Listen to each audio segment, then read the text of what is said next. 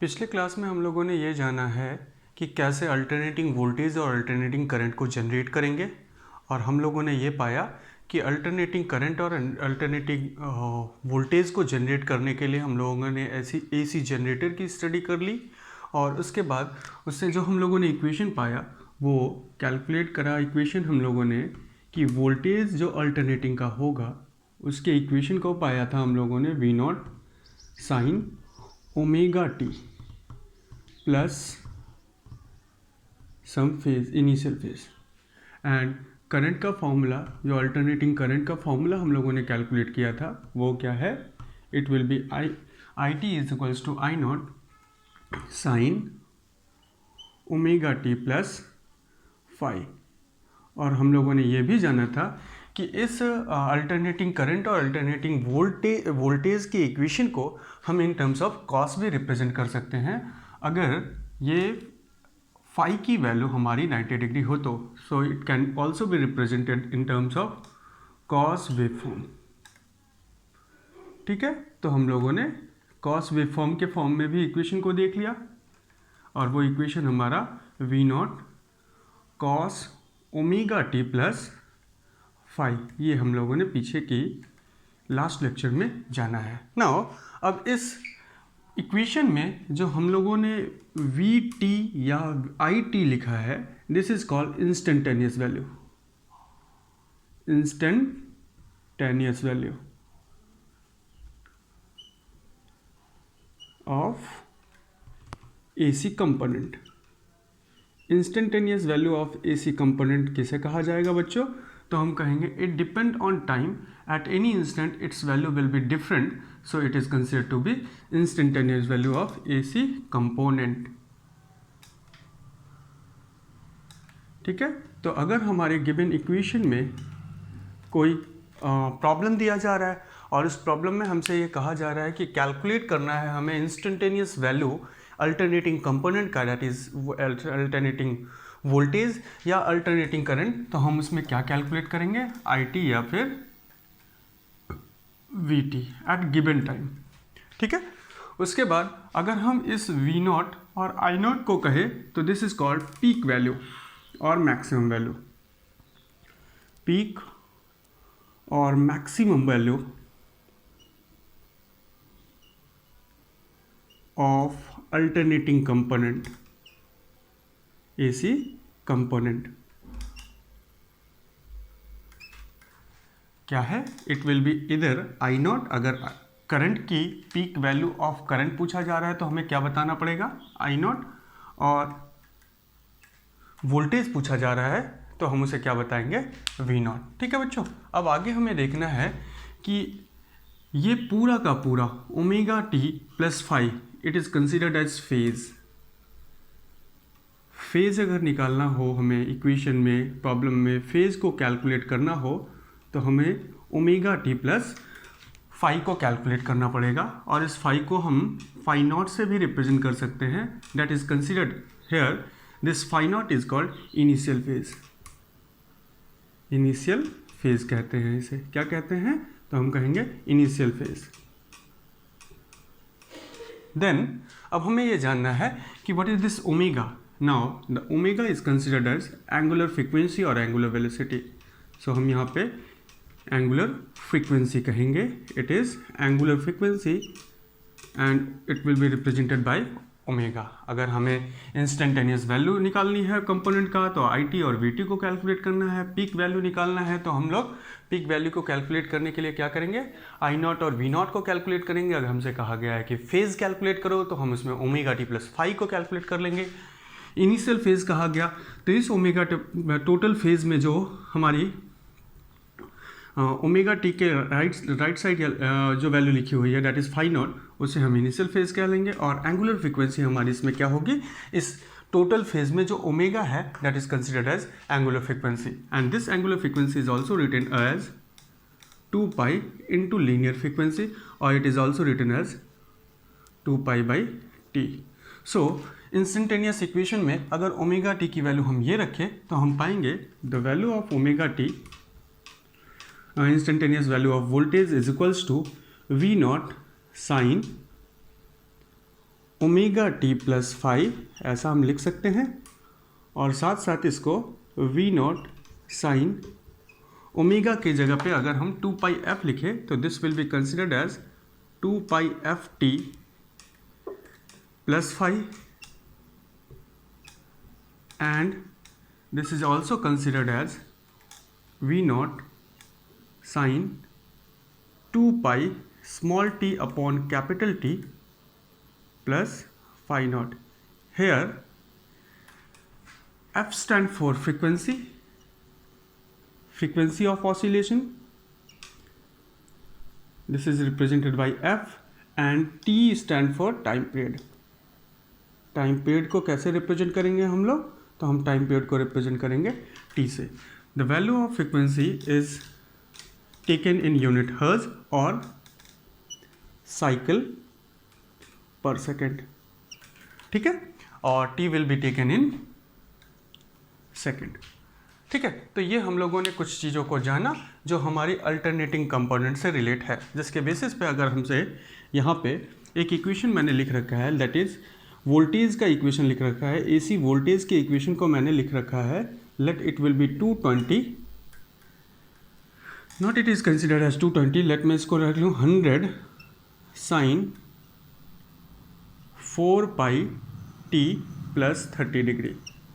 सो ऐसे इस इक्वेशन में अगर हमसे ये कहा जा रहा है this is the equation of alternating voltage, और हमें इसमें बताना है कि what will be the peak value, और इस पीक वैल्यू को बच्चों हम लोग एम्पलीट्यूड ऑफ अल्टरनेटिंग करंट भी कहते हैं. क्या कहेंगे? एम्पलीट्यूड.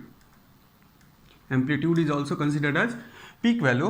तो अगर हमें यहाँ पे एम्पलीट्यूड निकालने के लिए कह दिया गया तो हम एम्पलीट्यूड क्या कहेंगे, तो कंपेयर करेंगे इक्वेशन से. तो on comparing with v not is equals v t is equals to v not sine omega t plus phi, हम क्या पाएंगे, वी नॉट की वैल्यू कितनी है 100. So the amplitude of this alternating voltage is 100 volt. ठीक है.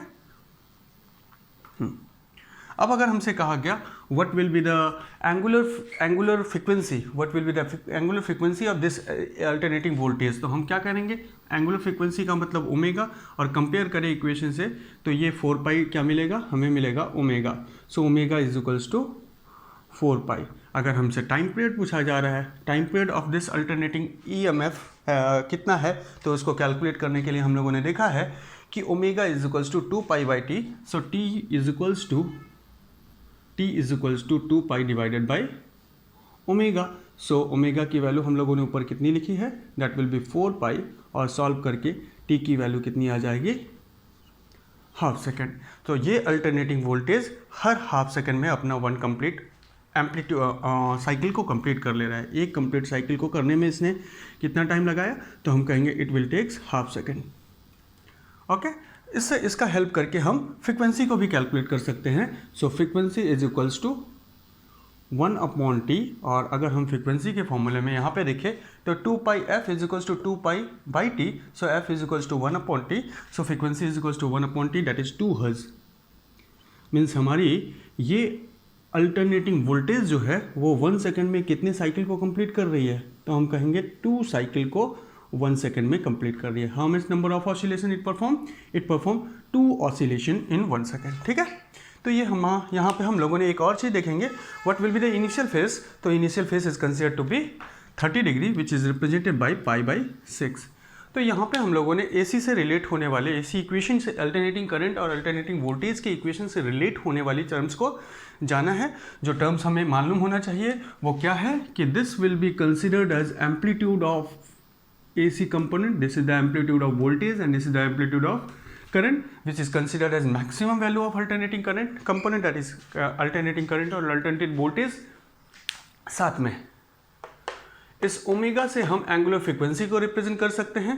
Angular frequency से हमें ये समझ में आ रहा है कि एक टाइम पीरियड में 1 कंप्लीट ऑसिलेशन करने में क्या बोलते हैं उसे कैसे हम कैलकुलेट करेंगे. Omega is equals to 2 pi F, और it is also considered 2 pi by T. ठीक है, तो नंबर ऑफ साइकिल इसको हम कैलकुलेट कर सकते हैं. सो हम लोगों ने यहाँ पे कुछ टर्म्स को जाना. एक चीज़ और हमें यहाँ पे जाननी है, और वो है कि अगर हमें इस इक्वेशन का यूज़ करके, यहाँ जो इक्वेशन लिखा हुआ है, इस इक्वेशन में हमसे अगर कह लिया जाता कि calculate the voltage value of voltage at any given time. तो यहाँ अगर पीक वैल्यू पूछा जाए तो हम इसको बता देंगे, ओमेगा पूछा जाए, एंगुलर फ्रीक्वेंसी पूछा जाए तो इसे बता देंगे। This is considered as initial phase. अब अगर क्वेश्चन आ जाए कि what will B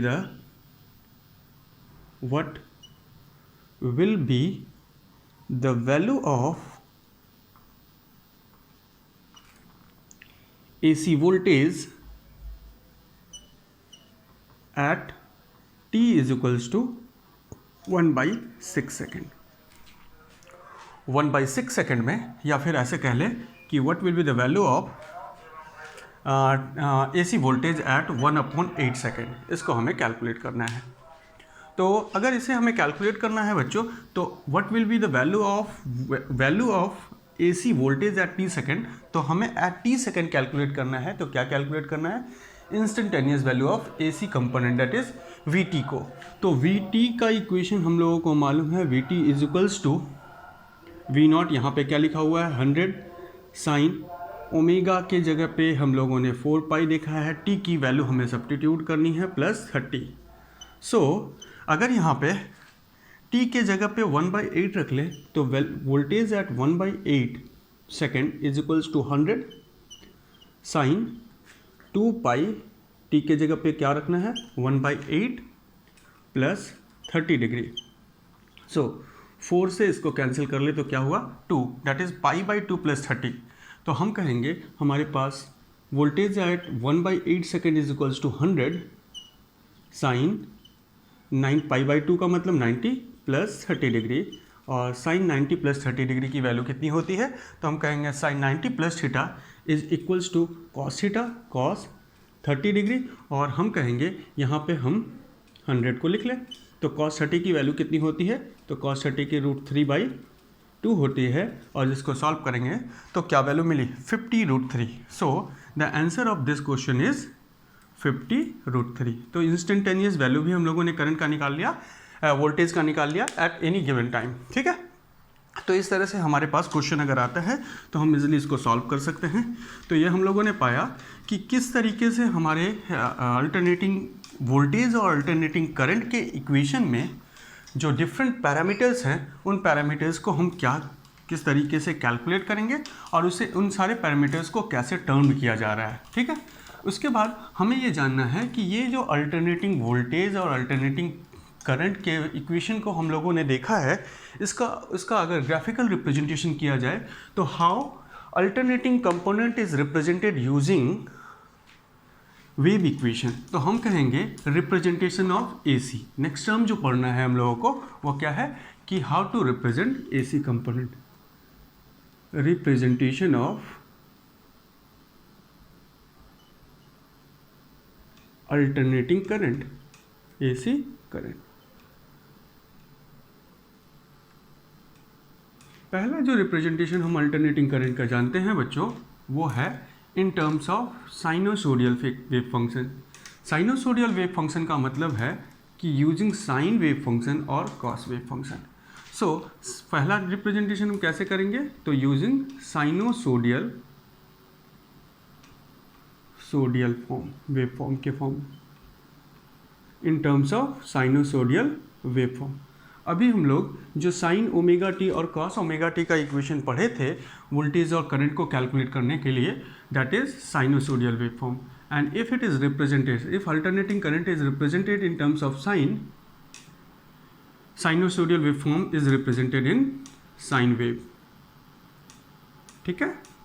sign wave के फॉर्म में रिप्रेजेंट किया जाएगा, जिसमें हम यहाँ पे टाइम को रिप्रेजेंट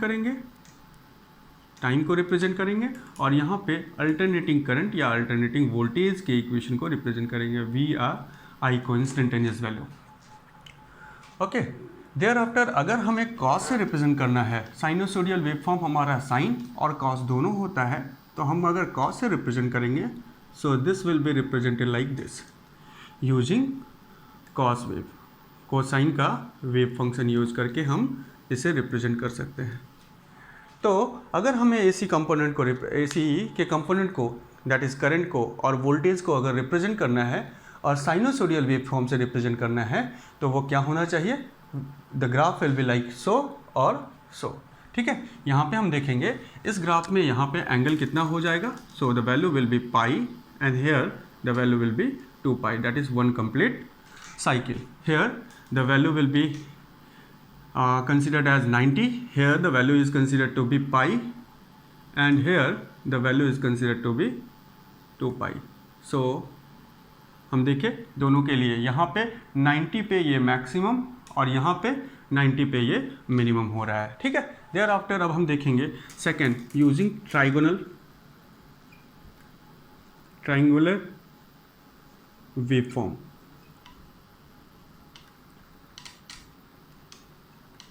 किसके फॉर्म में रिप्रेजेंट करेंगे, तो हम कहेंगे ट्राइंगुलर वेवफॉर्म के से अगर एसी कंपोनेंट को रिप्रेजेंट करना है तो उसके लिए हम किसका यूज़ कर लें, एसी कंपोनेंट में ट्रायंगुलर वेवफॉर्म का यूज़ करना है हमें अब।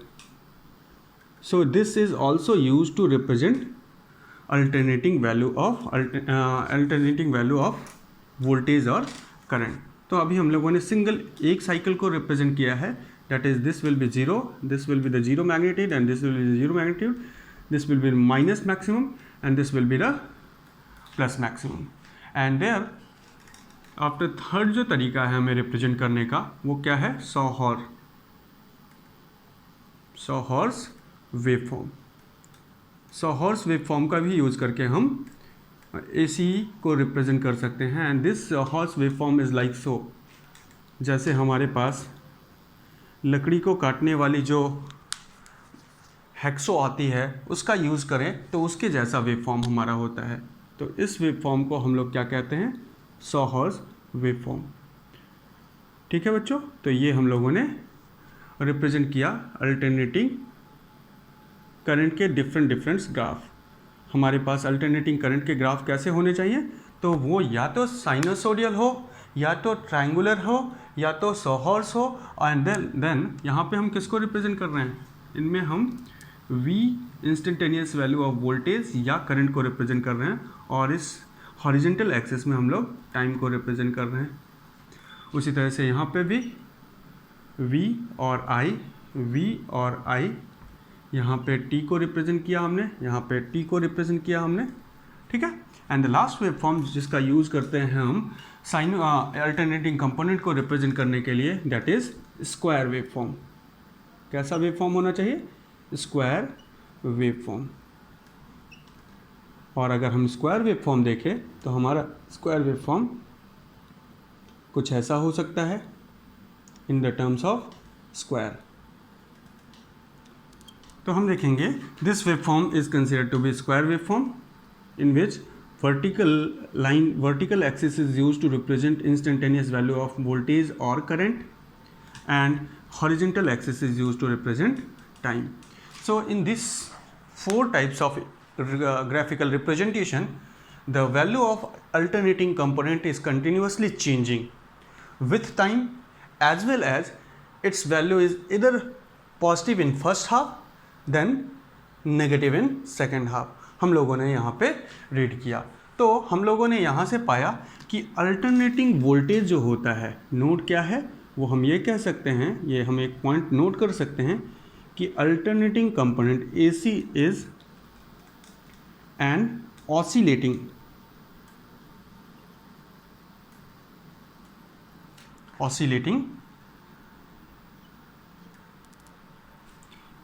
Component of AC is always oscillating, ऐसे हम लिख सकते हैं इसको, component of AC is oscillating.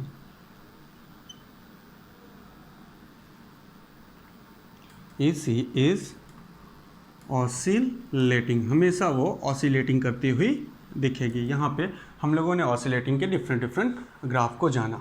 अब हम ये कहेंगे कि ऑसिलेटिंग भी है। सेकेंड पॉइंट हम ये जानेंगे कि साथ में वो कैसा होना चाहिए, तो हम कहेंगे it is also be a periodic भी होनी चाहिए। ओके, इन सारी चीज़ों को हम लोग क्लास 11th में डिस्कस कर रखे हुए हैं। उसके बाद हमें ये जानना है बच्चों कि कुछ ऐसे कर्व हैं जो हमारे अल्टरनेटिंग करंट कंपोनेंट को रिप्रेजेंट नहीं करते। पहला कि अगर हमारा ऐसा कर्व बन रहा है तो this curve is not use to represent alternating component. क्यों? क्योंकि हम देख रहे हैं इसका पॉजिटिव हाफ तो है बट नेगेटिव हाफ नहीं है। सेकंड, जिस ग्राफ का यूज़ हम कर सकते हैं नहीं कर सकते हैं अल्टरनेटिंग करंट को रिप्रेजेंट, अल्टरनेटिंग करंट के कंपोनेंट को रिप्रेजेंट करने के लिए, वो ग्राफ हमारा इस टाइप का। ये ग्राफ में भी देखें तो एम्पलीट्यूड क्या हो रहा है, चेंज हो रहा है, but amplitude that is the maximum value of alternating component of current और वोल्टेज इज ऑलवेज कांस्टेंट। यहाँ पे वो क्या हो रहा है, चेंज होता हुआ जा रहा है। तो इस तरीके से हम इसको भी यूज़ नहीं करेंगे। This two graph is not use for AC। इनका यूज हम AC के लिए नहीं कर सकते।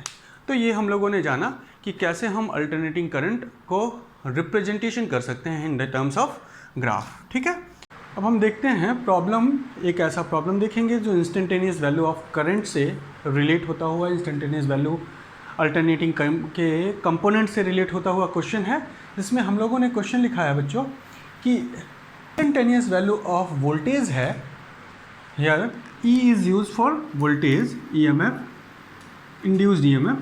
तो इंस्टेंटेनियस वैल्यू जो है वो कितना 20 sin 100 pi t वोल्ट है, और हमसे कहा गया है कि कैलकुलेट करो the value of E at time 1/100 second पे। ये क्वेश्चन कहा गया है। तो हम देखेंगे बच्चों कि अगर हमें E की वैल्यू कब निकालनी है, E की value t is equals to 1/600 second पे निकालना है। तो सिंपली हम इस क्वेश्चन में, बहुत ही ईजी सा क्वेश्चन है, सॉल्यूशन देखेंगे इसका। तो हम कहेंगे E एट 1/600 सेकेंड पे जो वैल्यू होगी उसमें करना क्या है, पूरे इक्वेशन में हमें t के जगह पे क्या सब्स्टिट्यूट कर लेना है, t के जगह पे 1/600 सब्स्टिट्यूट कर लेना है। तो हमारे इक्वेशन में सिर्फ और सिर्फ यहाँ पे t की वैल्यू है, इसलिए 1/600 हमने सब्स्टिट्यूट किया ना। 600 will cancel out, 100 will cancel out with 600, और हमें जो वैल्यू मिलेगी वो मिली 20 sin π/6। और sin π/6 की वैल्यू कितनी होती है, so the value of sin π/6 is sin, it is considered as sin 30, और sin 30 की वैल्यू 1/2 होती है। तो हम इसको सॉल्व करेंगे तो हमें जो वोल्टेज मिलेगा वो कितना होगा, 10 वोल्ट। ये तो बहुत सिंपल सा प्रॉब्लम था, इस प्रॉब्लम को हम इजीली सॉल्व कर सकते हैं। नाउ अगर इसी प्रॉब्लम में हम कुछ ऐसा कर ले कि अगर ये क्वेश्चन आपको क्लियर हुआ होगा, अब मैं इसमें ऐड अप कर रहा हूँ कि मैंने एक सर्किट लिया है जिसमें जो रेजिस्टेंस ऑफर किया गया है, सर्किट पे एक रेजिस्टर है और उस रेजिस्टर की वैल्यू हम लोगों ने 100 ओम कंसिडर कर ली। Let us consider the resistance of the circuit is 100 ohm and there will be a source of alternating current and it will supply instantaneous value of voltage by equation 20 sin 100 pi t। अब हमें calculate करना है, calculate, अब हम जो इस equation में कह लें वो ये कह सकते हैं कि calculate PD potential difference at t is equals to 1/300 second. थोड़ा सा इस क्वेश्चन में एक चीज़ का चेंज कर दे रहे हैं हम, ये जो 20 लिया था उसे हम 200 कर ले और इसे कह ले दिस इज क्वेश्चन नंबर 2। तो हमने कहा एक सर्किट है, जिस सर्किट में हमने सर्किट स्ट्रक्चर अगर बनाए तो हम कह सकते हैं this is a resistor of 100 ohm, और इससे हम लोगों ने एक अल्टरनेटिंग करंट का सोर्स जोड़ रखा है और उसने जो सप्लाई दिया है वो कितना है 200 sin 100 pi t। पहला पार्ट इस क्वेश्चन का है कि calculate potential difference at 1/300 second. Question का सेकेंड पार्ट अगर हम इसमें कहें तो also calculate current at t is equals to 300 second and third one write expression of current, write expression of alternating current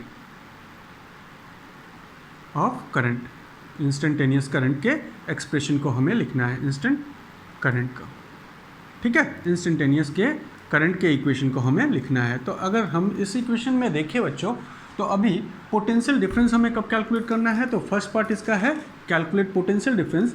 so potential difference at t is equals to 1/300 second पे अगर calculate करते हैं तो हमें इसके equation में, potential के equation में t के जगह पे क्या सब्स्टिट्यूट करना पड़ेगा, जस्ट 1/300। तो अगर पुट करें तो हम पाएंगे E is equals to 200 sine 100 pi और t के जगह पे क्या रखा 1/300। सो पाई में कैंसिल होके π/6 आ गया और π/6 की वैल्यू कितनी होती है, तो हम कहेंगे sine π/6 π/3 is equals to 60 degree and this will comes out to be 200 sine 60 that is √3/2. So it will cancel out. So the voltage will be at 1/300 second. The voltage in the circuit will comes out to be 100√3 volt. Similarly, अगर हम current को calculate करना चाहते हैं तो if you want to calculate current, so current का equation expression देख लिया जाए। तो अगर करंट के एक्सप्रेशन को देखना है हमें तो आई टी की वैल्यू हमें क्या करनी पड़ेगी, this will equals to E T upon R होना चाहिए।